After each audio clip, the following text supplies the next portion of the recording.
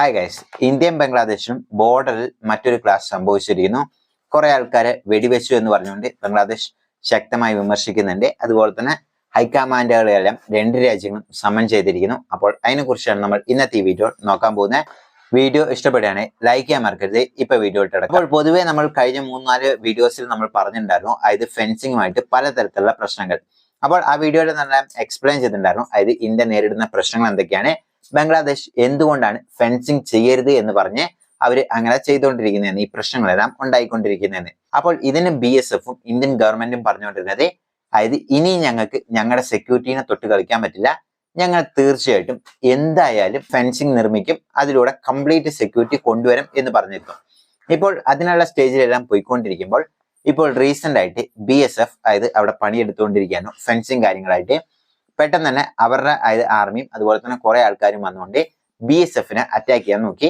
അപ്പോൾ BSF attack ചെയ്യാൻ നോക്കി കഴിഞ്ഞപ്പോൾ തന്നെ ആകാശത്തോട്ടെല്ലാം വെടിവെച്ച് അവരെ പറഞ്ഞു വിട്ടു. അതായത് ഇങ്ങനെ വെടിവെച്ച് അങ്ങോട്ടും ഇങ്ങോട്ടും ഡയറക്റ്റ് വെടിവെക്കലല്ല, അങ്ങോട്ടും ഇങ്ങോട്ടും വെടിവെച്ച് അവരെ പേടിപ്പിച്ചൊന്ന് വിടുക. പക്ഷെ ഇത് നമ്മൾ പാകിസ്ഥാനിലോട്ട് നോക്കുകയാണെങ്കിൽ ആ ബോർഡറിൽ നമുക്ക് ഇങ്ങനത്തുള്ള ഇഷ്യൂസ് ഇല്ല. എന്തെങ്കിലും ഇഷ്യൂ വരികയാണെങ്കിൽ നമ്മൾ ഡയറക്റ്റ് ആയിട്ട് ആൾക്കാരെ വെടിവെച്ച് കൊല്ലാറാണ് പതിവ്. പക്ഷെ ഇവിടെ എങ്ങനെയാണെന്ന് വെച്ചാൽ, അതായത് ഇത്രോ നാളുകളും നമുക്കും ബംഗ്ലാദേശിനും ഒരു റെഡ് കാർപ്പറ്റ് ഇട്ട് അങ്ങോട്ടും ഇങ്ങോട്ടും സ്വീകരിക്കുന്ന ഒരു ബന്ധമായിരുന്നു ഉണ്ടായിരുന്നത്. അതിപ്പോൾ മാറി ഒരു ഗ്രേയിലോട്ട് മാറിയിരിക്കുന്നു, കംപ്ലീറ്റ് ബ്ലാക്കിലോട്ടും ആയിട്ടില്ല. അപ്പോൾ അതുകൊണ്ട് എന്താണെന്ന് വെച്ചാൽ, അതായത് ആദ്യം തൊട്ടേ നമ്മളൊരു എഗ്രിമെന്റ് ഉണ്ടായിരുന്നു, അതായത് അവിടെ നിന്നുള്ള ആൾക്കാരെ വെടിവെക്കില്ല, അതുപോലെ തന്നെ ആർമിയുമായിട്ട് ഡയറക്റ്റ് ആദ്യം തന്നെ വെടിവെക്കില്ല എന്നുള്ളതൊക്കെ. അതിനെ മാനിച്ചാണ് നമ്മൾ ഇത്രയും ദിവസങ്ങളും കടന്നു പോയിക്കൊണ്ടിരുന്നത്.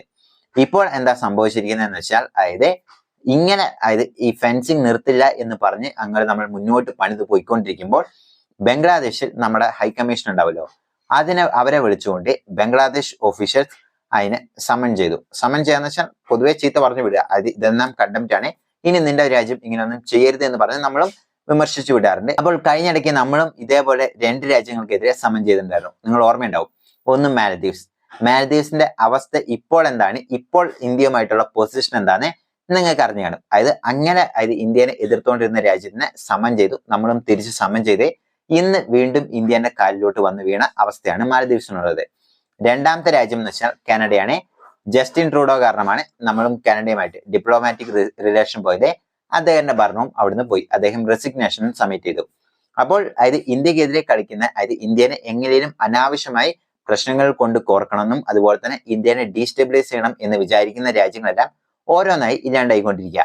ആ ലിസ്റ്റിൽ കാനഡയായിരുന്നു ഉണ്ടായിരുന്നത്. ഇപ്പോൾ ആ ലിസ്റ്റിൽ അവസാനമായി നിൽക്കുന്ന പേരാണ് ബംഗ്ലാദേശ് എന്ന് പറയുന്നത്. അപ്പോൾ ബംഗ്ലാദേശ് ഇങ്ങനെ സമൻ ചെയ്തപ്പോൾ നമ്മളും വെറുതെ ഇരിക്കാൻ പറ്റുമോ? കാരണം നമ്മൾ അരി കൊടുക്കുന്നു ഫ്രീ ആയിട്ട്, എല്ലാം നമ്മളാണ് കൊടുക്കുന്നത്. അദാനിക്ക് ഇവർ കൊടുക്കേണ്ട ഇലക്ട്രിസിറ്റി എമൗണ്ട് പോലും കൊടുത്തിട്ടില്ല, എന്നിട്ട് നമ്മൾ ഇലക്ട്രിസിറ്റി സപ്ലൈ ചെയ്തു.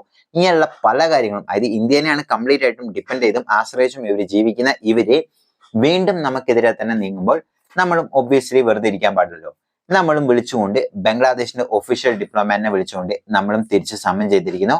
അപ്പോൾ പൊതുവെ ഇങ്ങനെ 2 രാജ്യങ്ങളും സമൻ ചെയ്യാന്ന് വെച്ച് കഴിഞ്ഞാൽ അതിന്റെ പ്രശ്നം രൂക്ഷമാണ്, അല്ലാണ്ട് ചെറിയ കാര്യത്തിനൊന്നും ഇങ്ങനെ ഇതാവില്ല. അപ്പോൾ നമ്മൾ ഇപ്പോഴും നമ്മുടെ സ്റ്റാൻഡിൽ ക്ലിയർ ആണ്, അതായത് നമ്മൾ ബോർഡറിൽ എന്തായാലും ഫെൻസിങ് നിർമ്മിക്കും.